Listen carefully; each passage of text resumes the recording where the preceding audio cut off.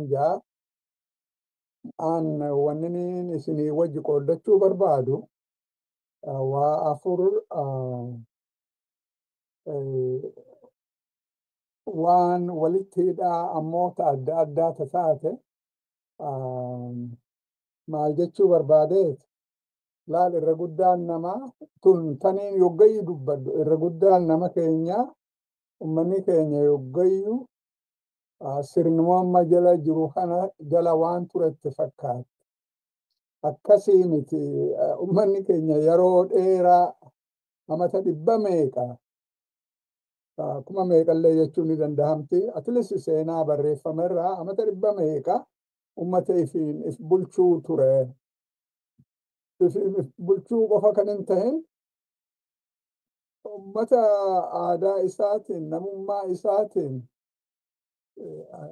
qabeenya isaatiin wahalleenuu boonu ummata if kabaju kan ollalleen kabaju ummata akkasii san turan jechuu barbaadeeti. Ummata mootummaa isaanii qabaatan mootummaa habashaa jalan turre jara keenya sana mata qabadhaa. Mootummaa isaanii mootummaa ifii qabaachuu qofa kan hin ta'in afaan Oromoo afaan mootummaa ture. Afaan seeraa ture, afaan daldalaa ture. In fact, afaan guddaan daldalaa zamana san gaafa Afrikaa keessatti afaan Oromoo ture. Waan nanjuu kan hin ta'in waan katabamee lafa jiru jechuu barbaadeeti. Ummanni keenya dur ummata jabaa, ummata ifiin boonu, waliin boonu, ummata if kabaju. Maaltu ummata keenya jabeesse institution isaan qabaniitu jabeessaa. Ummata tokko wanni jabeesse beekumsa isaanii, institution isaanii, iskiilii isaanii, teknooloojiin isaanii waan akkasii isaanii laal ummanni keenya sirna gadaa qabaachuu turan, sirna dimokiraasii kan xiqqaa guddaan beeku. Tana wahuma lamaa qofaaf hin beeytan jechuu kan hin ta'in wahuma lamaaf hin kaasatan. Laala yoggaa 500 dura yeroo sanitti addunyaa irratti bakka takkallee ummata keenya faarsuuf kan hin ta'in sirnuma gadaa kana isin garsiisuu jecha liidaroota ummataatu filata. Filatanii warri filame sun yoggaa 8 qofaaf bulchan. Sultaan paawar irra turan jechuu barbaadeeti. Ummata geggeessan jechuu barbaadeeti. Saniihu yoggaa 8 gaaraantii diimiti. Maaliif yoo namni filame kun dadhabbii qabaate, yoo tokko tumsee kaan kan miidhu taate, yoo inkompitanti kan ta'u taate ni buqqisan turanii bara. Yoggaa 4 booda achirraa kaasan basically maal jechuudha really waan bakka takkatillee dur zamana san taheen beeneetu sirna gadaa jalatti deemuu ture jechuu barbaadeeti.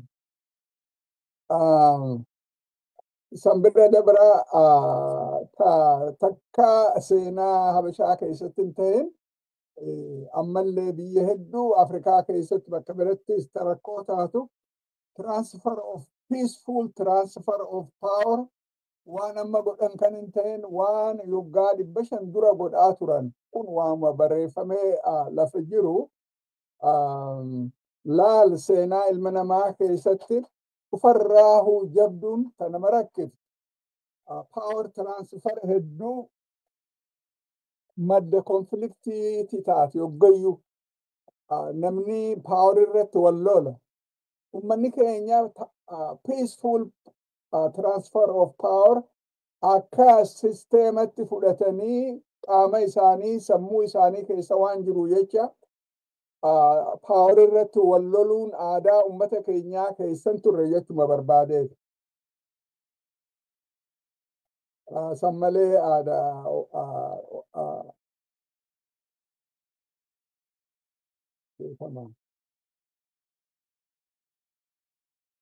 san malee waan adda addaatu ture.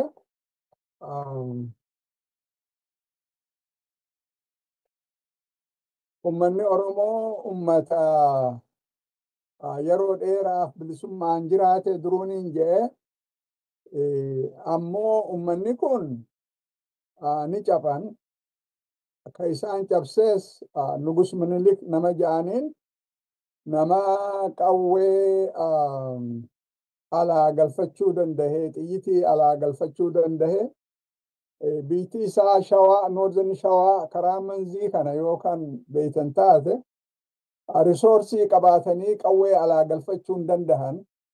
Risoorsii ummata keenyarraa pilandar godhan, ummata birarraahis pilandar godhan saniini galfatan. Laal ummata keenya wanni cabse qawwee, which is very important, sammuu qabachuu ta nama barbaachiftu. Namni Lord Layton nama ja'aniin nama dur Keeniyaa kolonii gaafa turte bulchaa ture, matsaafa tokko barreesseeti maal ja'aseet loltuu Minilik ka barsiisan loltuu Faransaayiti, which is true. Xiyyitii qawwee loltuun isaaniitis modern warfare teknolojii kana baraniiti odoo qawwee Faransaayii harkachuu baate odoo trainingiin loltuun Minilik barnoota modern warfare harkachuu baatanii abadan ja'a. Lord Layton wanni inni jiru abadan ummata Oromoo cabsuu hin dandahanii ja'a bara. San bira dabra namni tokko Antonellee ja'aniini Itaaliyaan dippiloomaat saahiba Miniliki isaatu Minilikiif meeshaa hedduu biyya Xaaliyaan irraa meeshaa lolaa jechuu kiyya akka galuuf ka godhe. Antonelleen kun maal ja'a seeta Minilik qawwee malee ummata Oromoo guyyaa tokkoof eega cabse boodallee guyyaa tokko waan qabu cufa dhabuu dandaha yoo qawwee qabaachuu baate, qawwee fi xiyyitii yoo qabaachuu baate ja'a bara. Qawwee malee ummata Oromoo cabsuun hin dandahamtu jedha Antonelleen, sammuutti naa qabaddaa. Sana bira dabree namni Atsmagorgis jedhaniin nama Amaaraati, nama seenaa barreesse. Maal ja'a seetan amata 400 habashinni Oromoo cabsina jedhanii dadhabaniiti Minilik cabsee ja'a. Maaliif cabse Minilik? Waan qawween dubbatu innini tooftaa Oromoon cabsuuti baree ja'a. Minilik laal impaayera ijaare, warri impaayera ijaare cufa qabeenya namaatiin, lafee namaatiin, dhiiga namaatiin impaayera ijaaran ta'ifii kan hin tahin. Minilik sani baree qabeenyuma ummata keenyaatiin kan ummata keenyarraa zarafamu nama keenyaa sanqa dandahanitti rukuruut godhanii ummata tokko yogguu cabsan eeriyaa tokkotti gosa takka yoo cabsan isaan keessaa nama rukuruut godhatan achirraa fuudhanii akka lolan. Beezikaalii ummata keenya ka cabe ka biraa cabsuuf meeshaa godhatanii itti deeman jechuu barbaadeeti. Cabinsi ummata keenyaa kun maal ummata keenyarra fide? Ka har'allee nu wajji jiru maal wanni nurra fide? Ta duraati tan namni keenya akka gaariitti sammuutti qabachuu barbaachisu biitii zamana sana Abisiiniyaa jedhamtu ta har'aan tana Itoophiyaa jedhamtu cabinsa humna ummata Oromoo irratti ijaaramte. Kana namni baruu qaba. Eega gaafa san ummanni keenya cabe hanqaa irratti hanqaa ammallee jechuun hin dandahamtu. Yeroo dheeraaf ummanni keenya akka humnan horre mootummaan dhuftu ta deemtu ta dhuftu cuftinuuhu ummata keenya tootaalii akka humna horuu hin dandeenye godhan. Kana waan godhaniif isinittiin hima sakandii takkatti maal jechuu barbaadeeti ummanni keenya eega cabee birmadummaa dhaban sovereignty jechuu barbaadeeti dachii dhaban ummanni keenya akka mindatti loltuu Minilikii fi warra settlers ummata keenya keessa qubate isaanii kennamanii bar zamana san Minilik dhiisee hanga 1930tti mindaa kafaluun biyya san keessatti hin beekamtu. mindaa dachii fi ummata dachii irra jiru wajji saniitu mindaa godhamee ummata kennama warra wataadaraaf kennama jechuu barbaadeeti. Afaan Oromoo akkam barreeffamne baandi ta'ee hanqa 1974 strictly speaking hanqa 1991 afaan Oromoo hin barreeffamu. Laal Minilik sirna gadaati baan godhe awaajiin 1900 institution Oromoon qabdu cuftunuuhu baandi taate even maqaan Oromoo ijoolleen hanqa 1970 Itoophiyaa keessatti baandi ta'ee ture beektaa. Lafa jijjiiruu maaree jijjiiruu waamee qaatu ture jechuu barbaadeeti. Guddoon takka tan akka sammuun naa qabatan barbaadu ummanni keenya totally disarmed ta'e. Totally akka waa takka illee qabachuu hin dandeenye. Maaliif ummanni keenya yoo laal reefu beekaatiin dhiise Antonelleen Itaaliyaan dippiloomaati yogguu dubbatu with the same technology habashni Oromoo numan danda'a hin dandahanii tanaafi qawwee fi qawwee malee xiyyitii malee waa takka illee godhuu hin danda'anii tanaafi akka totally ummanni keenya disarmed ta'uu kan godhan jechuu barbaadeeti. Maal gabaabdutti monopoly of firearms minoritiin ummata keenya yeroo dheeraaf akka dominate gootu godhe jechuu barbaadeeti. Qawween cabnee ammallee qawwuma sanii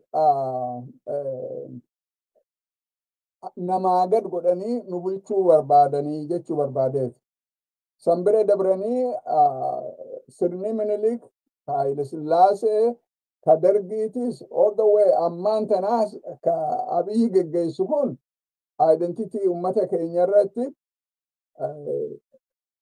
badii wasana hin qabne balleessuu barbaadan. Laal waanin lafaa kaasee dubbadhu kan hin ta'in qorannoo godhaniiti 1932 Oromoo fi Amaarri nama biyyarraa Belgium biyya Belgium jaanitti erganiiti namni sun nama sammuu qabu qorannoo godhe moodeliin isaa Belgian Congo biyya gaafa san Belgium bulchaatu turte Belgium Congotti almost nama miliyoona 10 balleessan yoggaa 20 keessatti nama hedduu biyya san keessatti kan dhume.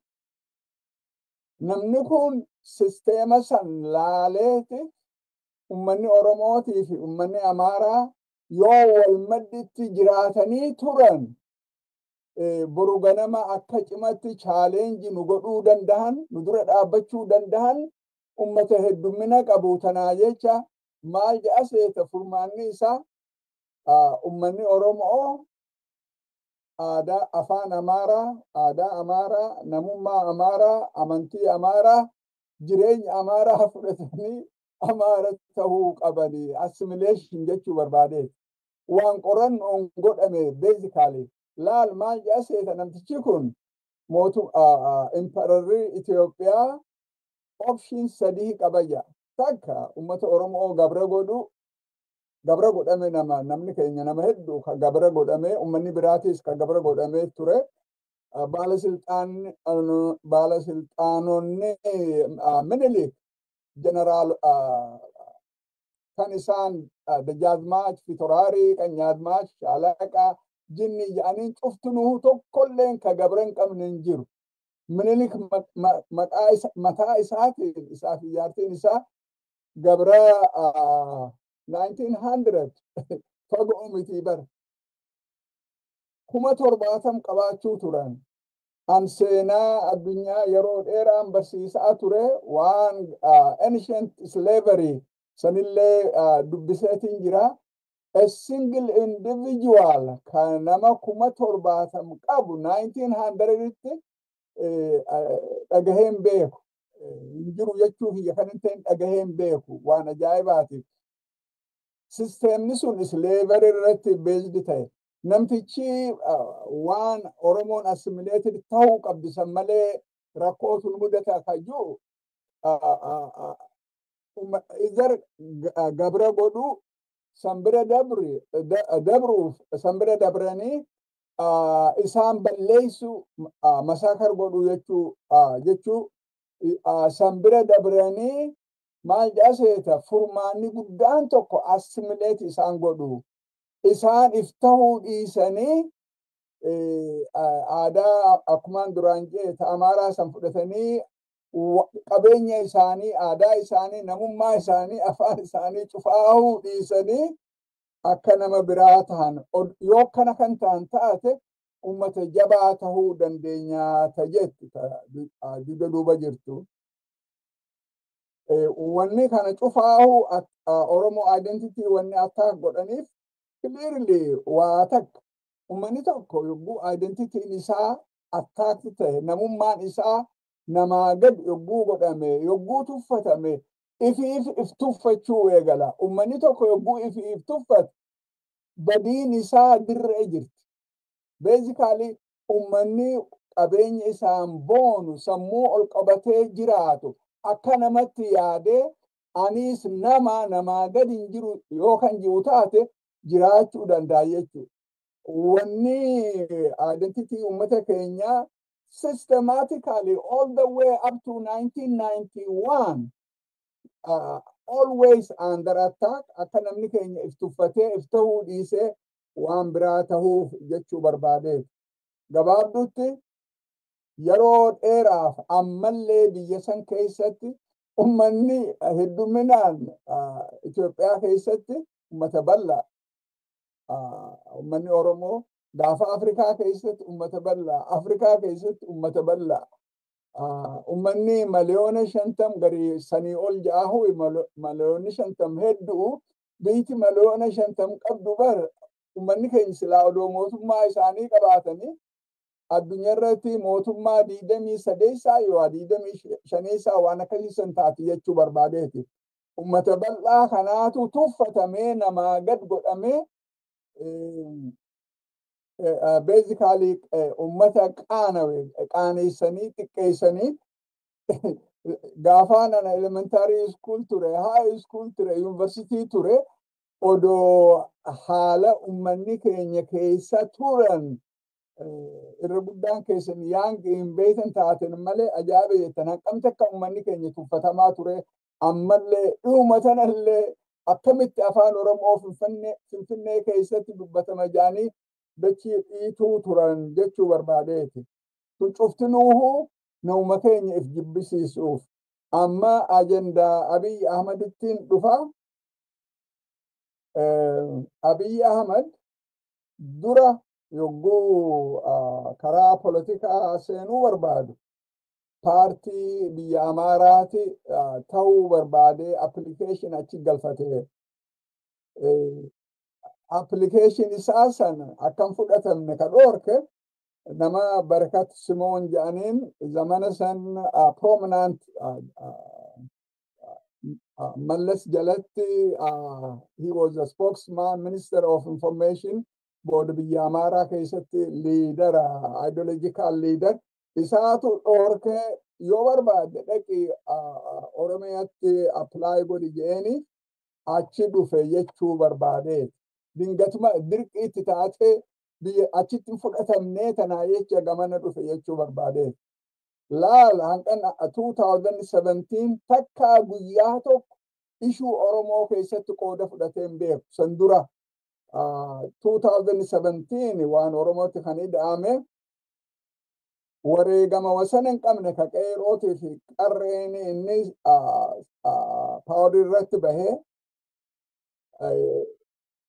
paawar irratti bahee ji'a 2 moo 3 keessatti qoree nageenyaa waan jedhaniin killing squad jechuu dura kan dhaabe. Maaliif dhaabe? Qeeroo fi qarree san keessaahuu qeeroo yoo dandahan ifi qabu yoo dadhaban kaan hidhuu kaan fixuu qoree nageenyaa dura wanni dhaabbatteef qeeroo balleessuuf jechuu barbaadeeti. Basically Sambira dabree dhaabni Oromoo karaa nagaatiin qabsoo na ja'an ABO fi KFO'n ineffective akka ta'an, basically ineffective akka ta'an godhee election 2021 ta'e keessatti waan takka illee godhuu hin dandeenye. Laal ABO'n ofisaa 300 ol qabaachuu turte. Oofisni sun cuftinuu cufamee har'a takkitti illee hin jirtu. KFO'n 200 ol qabaachuu turte. Liidaroonni isaanii cuftinuu hidhamanii warra har'aan tanallee hidhaa keessa jiru jira. Organizations la karaa peacefully struggle gootu goona ja'anillee Abiy Ahmed ineffective godhe. Maali purpose sanii Oromiyaa keessatti uummanni keenya inni wanni lafaa ka'e guddoon takka wanni supportii guddaa duraan harkatee nabiyyiillee ja'aniin taanii biyya sanii nabiyyi ja'aniin beektaa nama waan inni ta'e si cufaaf beekaa nama kana akka guddisan lafa jalatti yogguu silxaana irratti bahuu deemu karaa lafa jalaatiin jara biraatiin wayyi an sirna federaalizimniin diigaa sabboonummaa Oromooniin cabsa tana lafaa kaaseen dubbadhu guyyaa tokko barreessaan gabbahuu jiraatti waan hin hafne suni sabboonummaa Oromooniin cabsaa Oromiyaa isinirraa hin diigaa odoon silxaan irratti hin bahin odoon paawara hin qabatin Abiyyi kana dubbachuu ture.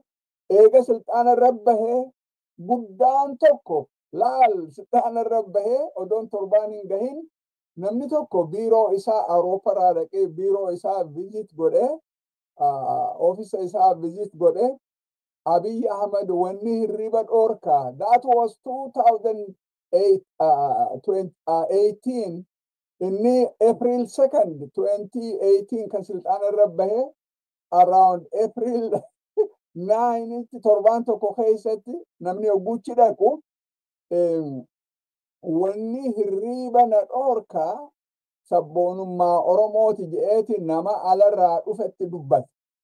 Hanqam takka jibbansa Oromoo qabaa, hanqam takka Oromoo diiguuf hidhatee lafaa ka'e namtichi kun duraan eegalee wanni popular isa godhee akkasitti dachii dhiitanii waamee godhaniif takka guddoon takka sabboonummaa Oromoo nurraa cabsaa Oromoo balleessaa Oromoo daranuu addaan facaasee akka deebi'anii isaan ka'uu hin dandeenye nurraa godha jaaniif kana taargenni isaa kana ture jechuu barbaadeeti. San bira dabree lolaa uummata keenya irratti geggeessuu eegalee lolli inni eegalee hanqa ammaa almost amata torbeessaa keessa jira. Akka dhugatti mootummaan takkalleen seenaa biyya sanii niin beeka. Mootummaan Minilik badii guddaa uummata keenya irraan geesse. Badii mootummaan Minilik amata soddomitti uummata keenya irraan geesse kan Abiy Ahmed amata 6 fi 7 keessatti gaheen kanaatu tarameeqa caala badii wasana hin qabne uummata keenya irraa maaliif inni Oromoo diiguu barbaada balleessuu barbaada gartee tokkollee mootummaan akka isatti baddu hin jirtu jechuu barbaadeeti. Zamana Minilik zamana Dargii namni dhume waan dirree bahee jiru zamana Haile Sillaaseetis zamana Wayyaaneetis takka immoo nama manaa wajji gubu zamana Abiy malee takkaan dhageenye waan hin jirre jechuu barbaadeeti. San bira dabree laal qeeroo movement wanni eegalee uummata keenya dachirraa kaasu naannoo Finfinnee irraa dachirraa kaasu nama hedduu gaafa san kan dachirraa ka'e saniitu uummata keenya mobilize godhee alatti Wallaggarraa hanqa boordara Sumaaleetti Walloorraa hanqa Booranatti Shawaa Arsii Baalee hanqa Harargeetti uummanni keenya yogguu takkatti lafaa ka'e master plan waan ja'aniin sababa godhanii uummata keenya dachirraa kaasu har'aan tana tara 100 master plan waan caalaatu deemaa jira. Uummanni Oromoo keessaa uummanni Tuulamaa nama miliyoona meeqa dachirraa ka'ee yoo mootummaan Abiyyituun turte amata shanan as deemu kana keessatti ummanni tuulamaa irra guddaan dachirraa ka'uuf deema. Laal sirni bilisiginnaa kan jaarame Oromiyaa gubbarratti jaarame basically.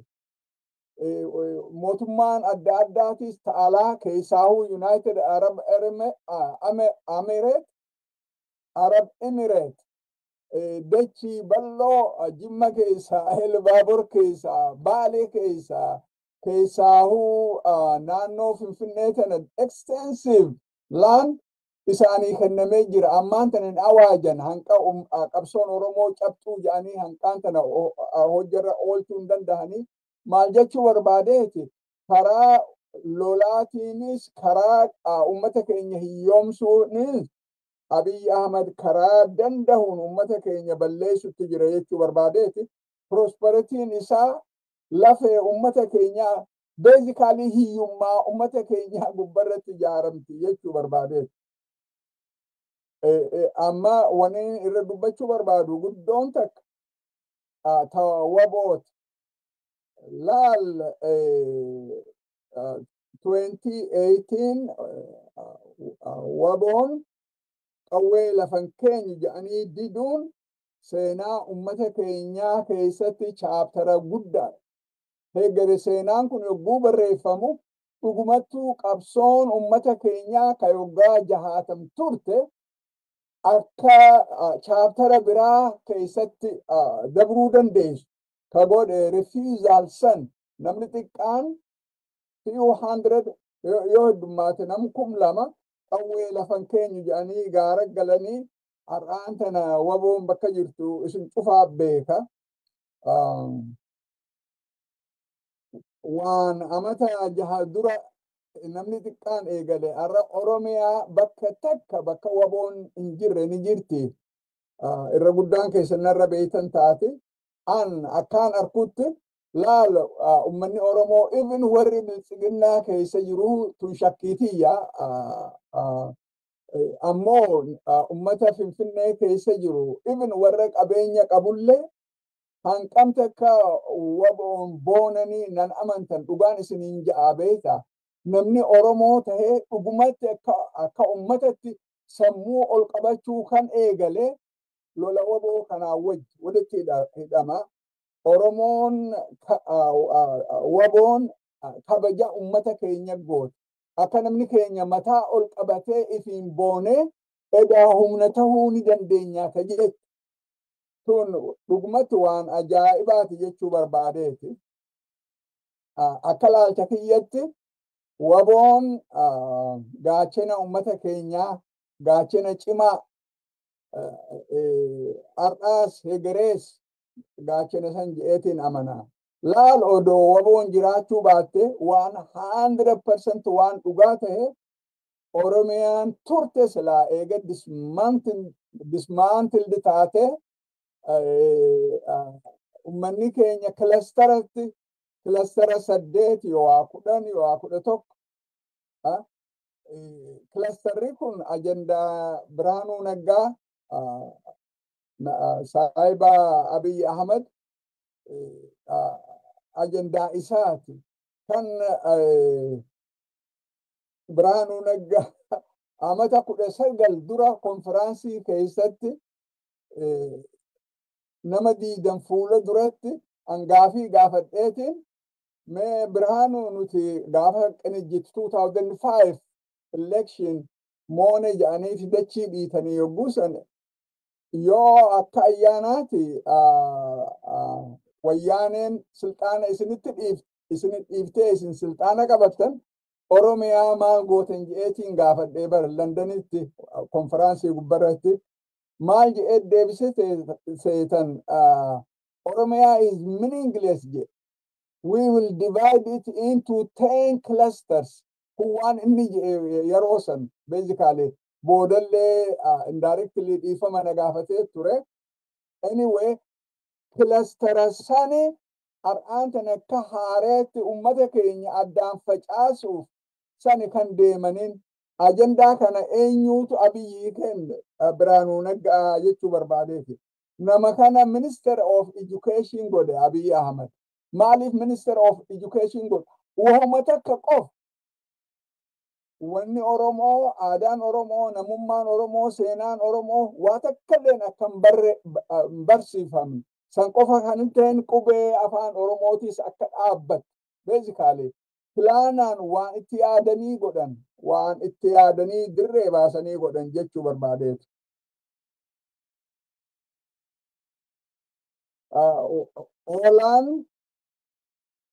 Odoo Oolaan jiraachuu baatte egaa the gains of Oromo struggle ka'amata 60 laal qabsoosan keessaa namni meeqatti wareegamee Oromiyaan jaaramtee qubeen afaan Oromoo booda in 1991 on the ground yaanni Oromiyaa jiru lafa kaa'amee ijoolleen teenya afaan keenyaan baruu eegalanii bakka waboon jirtutti eeriyaa waboon jirtutti 1984 an Suudaan keessaan ture achirraa Wallagga dhaqee loltuu ABO'tuchi ture ijatiyyaaniin arke ji'a tokkoon isaan bira ture ijatiyyaaniin arke qubee afaan Oromootiin wahalleehu seenaa ji'oogiraafii saayinsii even philosophy maths afaan Oromootiin barreessuu turan afaan Oromootiin barsiisuu turan ijoollee manguddoo dubartii afaan keenyaan barsiisuu turan akka dhugatti waan dhugumatti abdii cimaa yogguu sanaa natti hore jechuu barbaadeeti. Yogguu saniin yuunivarsiitii irraa giraajuweet godhee Sudaan dhaqee achirraa addireessan dhaqee achittiin arke additti bilisummaa Oromoo in terms of qubee adopt godhuun isaanii waan ajaa'ibaati. Extremely san gubbarraan Oromia as the name of the country of the Oromo godhuun isaanii hedduu galata guddaa qaban jechuu barbaadeetu. Waboon san bira dabartee waboon wanni wareegamaniif namni dirree lolaa keessa dhaqe nama gariif namni experience hin qabne laaftu itti fakkaatti beelaa jira dheebuu jira rooba qabbanaa agabuu buluu jira dhagaa boraafatanii anni yaadadha gaafa dhagaa boraafadhee dhagaan boraatii naa ta'e warri dirree keessa jiru really jaynummaa qofa kan hin ta'in murannoo akkam qaban tun hedduu nama gammachiisan jechuu barbaadeeti.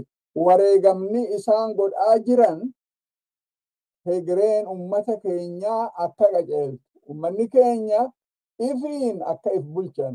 Qabeenya isaanii gubbarratti abbaa qabeenyaa akka ta'an. Mootummaa isaanii ifiin akka jaaratan jechuu barbaadeeti gabaabdutti. Laal wareegamni isaanii investimentii wasana hin qabne hegeree ummata keenyaatiif bar. Hedduu nama boonsan. Tanaafin hedduu nama boonsan kan hin jiruuf. Akka dhugatti qabsoon Oromoo yoggaa 60 ol eegalte at least since 1960s takka akka har'atti akka zamana kanatti amata 5-6 dabre kana keessatti addunyaa irratti dhagahamtee beeyti hin beeytu bar waan dirree jiru fakkii lamata fagoo hin ta'in kan hin isinii kennuu barbaadu takka eega ummanni keenya cabe mootummaan takka ummata Oromooti ummanni kun haqa qabanii isaan dhagahuu qabna jedhanii takka yaadamee tun beeku bar zamana dargillee officially maqaan ummata Oromoo ta'uu acknowledge godhanii raadiyoon irra dubbatanii ammoo ishuun Oromoo abadan hin kaatu turte hin kaasan tokko takkallee zamana wayyaaneetis waa takka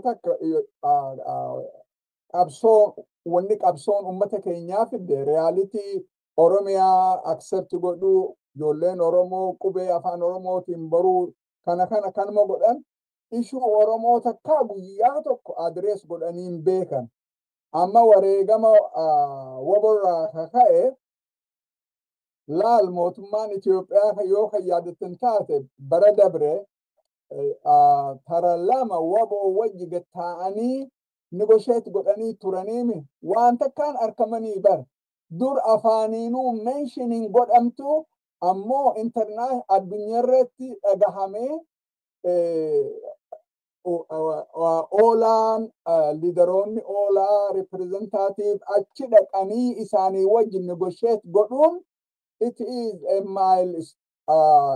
milestone akkuma dhugatti san qofa kan hin ta'in addunyaarratti dhagahamu har'aan tana mootummaan takka addunyaarra waboo tambeen ishuu Oromoo at least warri imbaasii biyya san keessaa qaba information hanqa nuti qabnu qabanii bar ni beekan jala deeman jechuu barbaadeeti. Tun cuftinuu waan akka lafaa ka'ee dhufee miti. Tun waan wareegama wabootiin dhufe jechuu barbaadeeti. Takkaan since 1960s ishuun Oromoo akka ammatti dhagahamteen beekti. Tun lafee dhiiga wabootiin kun ta'uu danda'e jechuu barbaadeeti. Isiniif gabaabsuuf hegereen ummata keenyaa harka wabooti jirti. Ummanni keenya abadan waboo maddii dhaabbatee yoo ummanni keenya karaa danda'uun waboo maddii dhaabbate sirni Abiyyi kun umriin isaa hedduu gabaabbate. Abjuun isaa Oromiyaa diigeetiin prosperity achitti keessatti cimsee biyya san yoggaa 20 yoggaa 30 akka inni yaadutti yoggaa 50 illee bulchaa ilma namaati ilaal namni har'ani jiraa boruun jiru waa meeqaa ta'uu danda'a. Yeroo dheeraafin balleessee biyya bulchaa sana Oromiyaa bulchaa prosperitiin achi jiraatite jettu abjuu itti taate tana kan godhuu danda'u ummata Oromootiif ummata Oromootiif waboo jechuu barbaadeeti. Harka tokko ta'anii wal gargaaranii sirna amma ijaarame kana sirna badii ummata keenyarra ijaarame kana balleessuu ni danda'an jechuu barbaadeeti. Ummanni keenya mootummaa isaanii ijaarachuun qabsoon waboon gaggeessu. Ummanni keenya mootummaa isaanii sagantaa isaanii kabachiifti ijaaramuun dirqama. Ummanni keenya qabeenya isaanii irratti abbaa ta'anii har'aan tana Oromiyaa irraa faayidaa ka argatu eenyu irra guddaan exaggerate goote naan ji'inaa malee gaafaan Haile Sillaasee University bar'aa ture magaalaa Finfinnee keessa ummanni keenya hin kadhatu jechuu barbaadee kan hin ta'in irra guddaan namni waa kadhatu ummata Oromootiin. Eeriyaan anirraa dhufe nama Oromoo ka waa kadhatu arkuunuu nama rakkifti. An yogguun University irraa giraajuweet godhe ji'a 10 magaalaa Jimmaa keessaan ture achiin barsiisuu ture. Yeroo san guyyaa tokko nama afaan Oromoo dubbatu nama waa kadhatu arkeen beeku. Hin jiru jechuu kiyyaa miti waan hin arkeen beeku jechuu barbaadeeti gartee. Har'aan tana biyya san keessatti irra guddaan namaa ka waa kadhatu Jimma irraa kaasi all the way hanqaa Hararitti Walloo irraa hanqaa Booranatti irra guddaan takkaa ummanni keenya jiruu isaanii keessatti akka irratti takkaa hiyyoomaniin beekan. San gubbarraa lola wasana hin qabne ka ummata keenya irratti galgalaa ganama deemaa jiru ummata balleessaa jiranii kana ka dhaabu ummanni keenya waboo maddii dhaabbatanii badii isaanirra jirtu tana gabaabsanii achumaanuu mootummaa warra biltsiginnaa ifiin jiru biltsiginnaan isaanii fi bara ummata biraatiif hiyyummaa kana gabaabsuun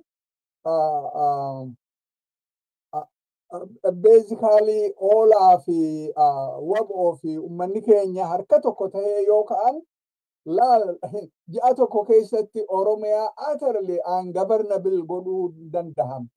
Eegas booda waan biraatu dhufuu dandahama. Har'aan tana waboon Wallaggarraa hanqa Hararitti jirti. Eriyaa tokko akka cimullee baatan ammoo there is prospect yeroo gabaabaa keessatti cimuu akka danda'an wallorraa hanqa booranatti jira shawarraa Arsii Baalee har'aan tana bakkiti waboon hin jirre takkalleen hin jirtu